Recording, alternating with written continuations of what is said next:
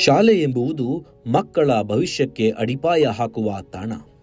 ಶಾಲೆಯ ಜೀವನ ಚೆನ್ನಾಗಿದ್ರೆ ಉಳಿದ ಜೀವನವು ಚೆನ್ನಾಗಿರುತ್ತದೆ ಅಂತಲೇ ತಜ್ಞರು ಹೇಳ್ತಾರೆ. ಆದರೆ ಸರ್ಕಾರಗಳ ನಿರ್ಲಕ್ಷ್ಯದಿಂದ ಕೆಲವು ಶಾಲೆಗಳ ಪರಿಸ್ಥಿತಿ ಇನ್ನೂ ದುಸ್ತರವಾಗಿದೆ. ಇಂತಹದ್ದೇ ಸ್ಥಿತಿಯಲ್ಲಿದ್ದ ಶಾಲೆಯೊಂದರ ಚಿತ್ರಣ ಅಚ್ಚರಿ ಎಂಬಂತೆ ಬದಲಾದ ಕುತೂಹಲಕಾರಿ ಸ್ಟೋರಿ ಇಲ್ಲಿದೆ.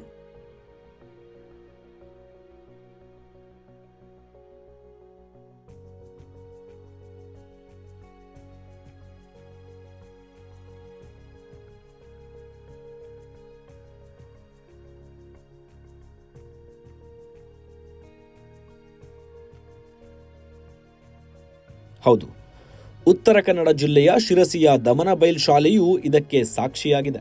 ಒಂದು ವಾಟ್ಸಪ್ ಗ್ರೂಪ್ನಿಂದ ಈ ಶಾಲೆಯು ಮಾದರಿ ಶಾಲೆಯಾಗಿ ಪರಿವರ್ತನೆ ಆಯಿತು ಎಂದರೆ ನೀವು ನಂಬಲೇಬೇಕು.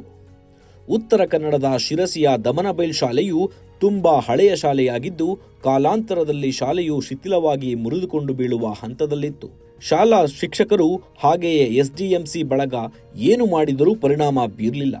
ಅಧಿಕಾರಿಗಳನ್ನ ನೋಡಿದರೂ, ಜನ ಸಂಪರ್ಕ ಸಭೆಗಳಿಗೆ ಹೋದರೂ ಯಾವುದೂ ಫಲ ನೀಡಲಿಲ್ಲ.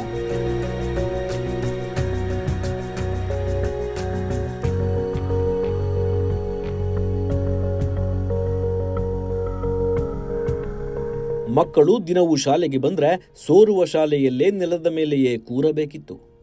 ಕುಸಿತ ಬೀಳುವ ಸ್ಥಿತಿಯಲ್ಲಿದ್ದ ಶಾಲೆಯಲ್ಲಿ 81 ಜನ ವಿದ್ಯಾರ್ಥಿಗಳು ಅಪಾಯದಲ್ಲಿ ಸಿಲುಕಿದ್ದರು. ಇಂತಹ ಸ್ಥಿತಿಯಲ್ಲಿದ್ದ ಶಾಲೆಯ ಬಗ್ಗೆ ಚಿಪಗಿ ಗ್ರಾಮೀಣಾಭಿವೃದ್ಧಿ ವಾಟ್ಸಪ್ ಗ್ರೂಪ್ನಲ್ಲಿ ಮಾಹಿತಿ ಹಂಚಿಕೊಳ್ಳಲಾಗಿತ್ತು. ಶಾಲಾ ಪರಿಸ್ಥಿತಿ ವಿವರಿಸಿದಾಗ ಆ ಗ್ರೂಪ್ನಲ್ಲಿದ್ದ ಶಾಲೆಯ ಹಳೆಯ ವಿದ್ಯಾರ್ಥಿ ಹಾಗೂ ಸಮಾಜ ಜೀವಿ ನವೀನ್ ಶೆಟ್ಟಿ ಅವರು ತಾವೇ ಮುಂದೆ ನಿಂತು 1.5 ಲಕ್ಷ ರೂಪಾಯಿ ದಾನ ಸಂಗ್ರಹಿಸಿ ತಾವು ದೊಡ್ಡ ಮಟ್ಟದ ದಾನ ನೀಡಿ ಶಾಲೆಯನ್ನ ಅಭಿವೃದ್ಧಿ ಮಾಡಿದ್ದಾರೆ.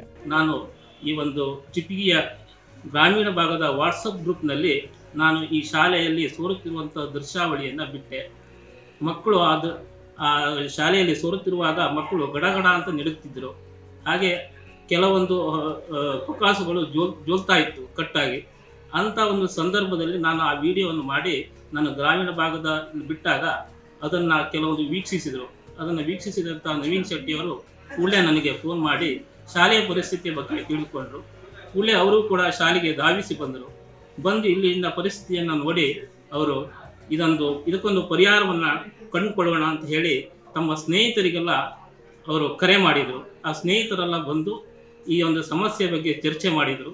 ಇದನ್ನು ಯಾವ ರೀತಿ ಮಾಡುವುದು ಅಂತ ಹೇಳೋದನ್ನು ಅವರು ಕೂಡ ಚರ್ಚೆ ಮಾಡಿ ಹಣವನ್ನು ಕ್ರೋಢೀಕರಿಸುವ ಬಗ್ಗೆ, ಹಾಗೆ ದಾನಿಗಳನ್ನು, ಶಿಕ್ಷಣ ಪ್ರೇಮಿಗಳನ್ನು ಭೇಟಿಯಾಗುವ ಬಗ್ಗೆ ಎಲ್ಲ ಈ ಕುರಿತು ಚಿಂತನೆಯನ್ನು ಮಾಡಿ ಇವತ್ತು ನಮ್ಮ ಶಾಲೆಯ ಮೇಲ್ಚಾವಣಿ ರಿಪೇರಿ ಹಾಗೂ ದಾಸ್ತಾನು ಕೊಠಡಿಯ ರಿಪೇರಿಯನ್ನು ಇವತ್ತು ಪೂರ್ಣಗೊಳಿಸಿ ಇವತ್ತು ನಮಗೆ ಹಸ್ತಾಂತರವನ್ನು ಮಾಡಿಕೊಟ್ಟಿದ್ದಾರೆ.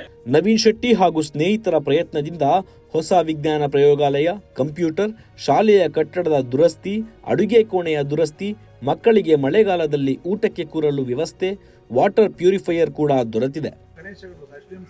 ಕೆಲವೊಂದು ವಿಡಿಯೋ ಕಳಿಸ್ಕೊಟ್ರು. ಅದ ಟೈಮಲ್ಲಿ ನಾನು ಬಂದು ಅವ್ರಿಗೆ ನೀಟಾಗಿ ಶಾಲೆ ನೋಡಿದೆ. ಮಕ್ಕಳು ಭಾಳ ಆತಂಕದಲ್ಲಿ ಇರೋದು ಕಂಡುಬರ್ತು. ಮೇಲ್ಚಾವಣಿ ಯಾವ ಬೇಕಾದರೂ ಖುಷಿ ಹಂತದಲ್ಲಿ ಇತ್ತು. ಕಡೆಗೆ ಅಧಿಕಾರ ವರ್ಗದ ಹತ್ರ ಡಿಸ್ಕಸ್ ಮಾಡಿದಾಗ ಈಗ ಸದ್ಯ ಅನುದಾನದ ಹಂಚಿಕೆಗಳನ್ನ ಯಾವಾಗ ಬರ್ತದೆ ಅನ್ನೋದು ನಮಗೆ ಮಾಹಿತಿಗಳು ಕರೆಕ್ಟಾಗಿ ಸಿಗಲಿಲ್ಲ. ಮತ್ತು ನಾನು ಗ್ರಾಮ ಪಂಚಾಯತ್ ಸದಸ್ಯರು ಇದ್ದೀನಿ. ಅದ್ರ ಜೊತೆಯಲ್ಲಿ ಈಗ ಅನುದಾನ ಹಾಕಲಿಕ್ಕೆ ಲೇಟ್ ಆಗ್ಬೋದು ಮತ್ತು ಕೆಲಸ ಕಾರ್ಯಗಳು ಮುಗಿಸ್ಲಿಕ್ಕೆ ಲೇಟ್ ಆಗ್ಬೋದು ಅನ್ನೋ ಕಾರಣಕ್ಕೋಸ್ಕರ ನಾವೇ ಒಂದು ಹಳೆ ಪಾಲ್ತು ವಿದ್ಯಾರ್ಥಿಗಳ ಹತ್ರ ಮತ್ತು ಇಲ್ಲಿ ಊರು ಹಿರಿಯರ ಹತ್ರ, ಕೆಲವೊಂದು ದಾನಿಗಳ ಹತ್ರ, ಸಮಾಜ ಸೇವಕರ ಹತ್ರ ಡಿಸ್ಕಸ್ ಮಾಡಿದ ಕೂಡಲೇ ಅದು ಆಯ್ತು ಮಾಡುವ ಅಂತ ಎಲ್ಲರೂ ಒಂದು ಧೈರ್ಯ ತುಂಬಿದ್ರು. ಯಾವ ಶಾಲೆಯೂ ಕೆಟ್ಟ ಕಾರಣಕ್ಕೆ ಸುದ್ದಿಯಾಗಿತ್ತೋ ಅದೇ ಶಾಲೆ ಇಂದು ಮಾದರಿ ಶಾಲೆಯಾಗಲು ಅದೇ ಊರಿನ ಗ್ರಾಮಸ್ಥರು, ಶಿಕ್ಷಕರು ಹಾಗೆಯೇ ನವೀನ್ ಶೆಟ್ಟಿಯವರಂತಹ ದಾನಿಗಳು ಕಾರಣರಾಗಿದ್ದಾರೆ. ವಾಟ್ಸಪ್ ಗ್ರೂಪ್ ಒಂದರ ಮೆಸೇಜಿಂದ ಇಷ್ಟೆಲ್ಲ ಬದಲಾವಣೆಯಾಗಿದ್ದು ಸಾಮಾಜಿಕ ಮಾಧ್ಯಮದ ಬಳಕೆಯ ವಿವಿಧ ಮಜಲುಗಳನ್ನು ಪರಿಚಯಿಸುತ್ತಿದೆ ಎಂದರೆ ತಪ್ಪೇನಿಲ್ಲ.